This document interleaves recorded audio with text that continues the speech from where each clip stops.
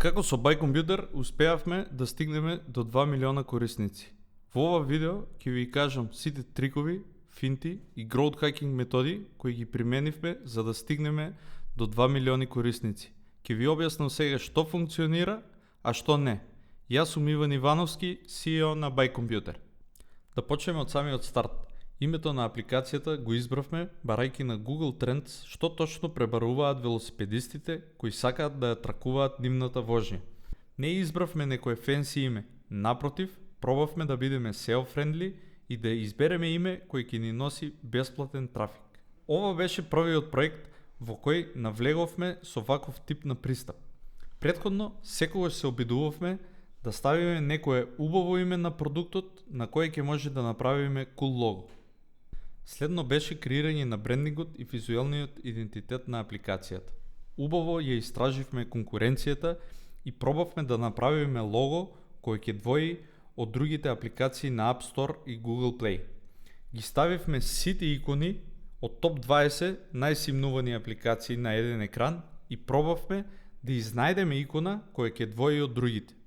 Следно беше да направиме текст за Google Play и App Store, тоест ACO или App Store Optimization и SEO Search Engine Optimization. Се обидувавме текстовите да бидат што е можно пореални, но почесто да го спомнуваме зборот Bajkompjuter како и Cycling и GPS. Стартувавме со одредена листа на најмногу пребарувани зборови кои велосипедистите ги користат на Google. Купивме домеин bajkompjuter.co, креиравме блог постови и бенклинкови од повеќе страни. Овие работи ни дадоа добра подлога за да почнеме да работиме на проблематиката. На старт имавме само по 100 до 200 симнувања на ден. Никако не можевме да испливаме на површина и да почнеме да излегуваме помеѓу првите апликации на App Store и Google Play.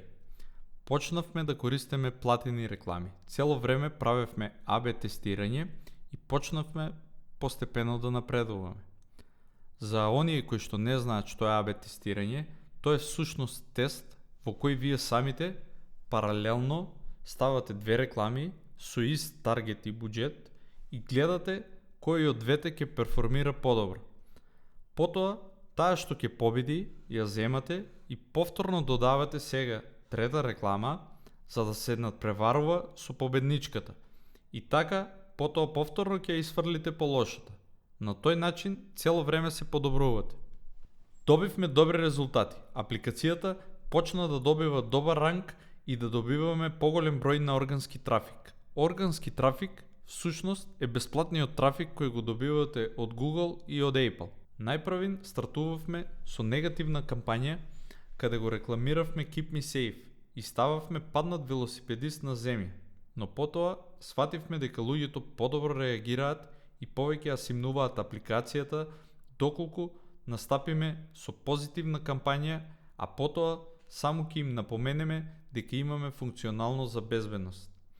Цело време тестиравме со скриншоти кои ги имавме на App Store и Google Play. Секоја недела правевме промени и правевме анализи што е најдобро за нашата апликација. Сите овие интерации ни помогнаа да стигнеме до 300 до 500 симнувања на ден, но сепак трошивме голем буџет за рекламирање. Рекламите во Америка и Британија беа прескапи за нас, а во останатите земји не ја симнуваа нашата апликација бидејќи немавме преведено верзии на нивните јазици. Следен чекор беше превод на апликацијата на шпански, португалски, германски, француски и руски. После ова веќе Google и Apple почнаа да ја рангираат нашата апликација погоре во пребарувањето и почнавме да добиваме уште поголем бесплатен трафик. Паралелно разговаравме со доста јутјубери, блогери, а медиумите почнаа да пишуваат за нас. Главно сите беа заинтересирани за Keep Me Safe опцијата, која може да ти го спаси живот во несреќа. Од видеата имавме доста добар одзив, но никако не можевме да ја поминеме бариерата од 500 симнувања на ден. Пробувавме различни трикови, SEO оптимизации, промоции, но никако да испливаме на површина да успееме да стигнеме на првото место кое ќе пребарувате за Bajkompjuter. Свативме дека корисниците не го добиваат комплетното искуство, бидејќи повеќето немаат држач за велосипед и повеќето го носеат телефонот во джеп додека возат. Што направивме?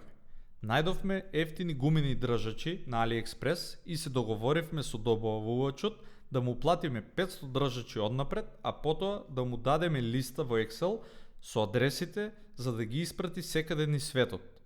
Ги извадивме сите мејлови од активни корисници и им го пративме овој мејл.